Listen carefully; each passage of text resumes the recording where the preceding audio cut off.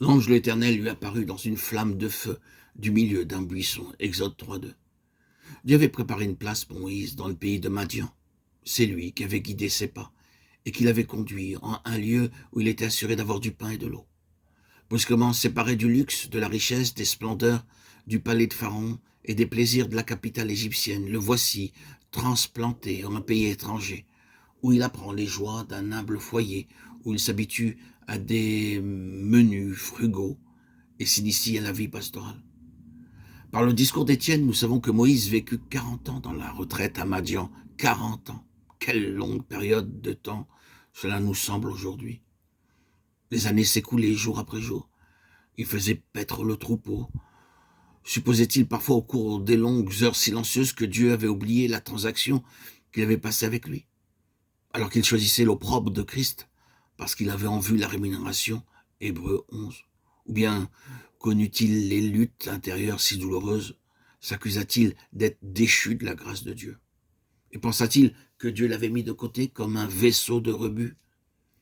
Remémorant les années passées, se dit-il que par sa propre folie, il s'était à tout jamais séparé du peuple qu'il avait voulu secourir de son peuple.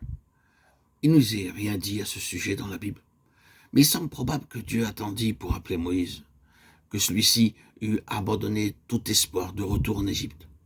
Dieu attend, et dans le silence du désert, il fait l'éducation de l'instrument. Moïse a besoin de calme.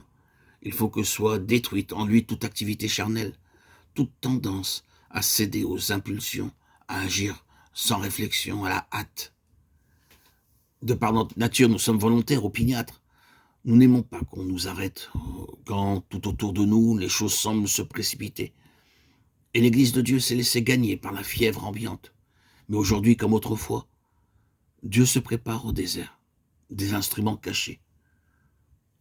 Peut-être, enfant de Dieu, le désert a-t-il été pour toi quelque atelier ou une cuisine ou quelques postes solitaires en terre païenne ou dans un foyer mondain. Tu t'es débattu dans une agonie d'âme, tu as lutté, tu t'es demandé quand Dieu te délivrerait. Il fut un temps où tu croyais qu'il voulait accomplir de grandes choses par toi. Mais les circonstances t'ont comme emprisonné et ton espérance s'est évanouie. Tes plans, tes projets se sont effacés. Ils n'existent plus. Maintenant, il te suffit de paître le troupeau et d'être fidèle dans les toutes petites choses.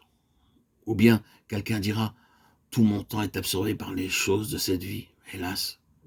Mais il semble qu'il y aurait tant à faire pour moi au service de Dieu. Ne serais-je jamais de ces privilégiés dénouant les liens de ceux qui sont sous le joug, de ceux qui renvoient libres les affligés? Oh, enfant de Dieu, le Père Céleste n'oublie pas. Il ne t'oublie pas. De plus, il n'est jamais en retard. Attends. Mais diras-tu peut-être, j'attends depuis de longues années. Ton Père le sait. Repose-toi en lui dans sa volonté. Ne sais-tu pas que sa volonté est plus que son œuvre?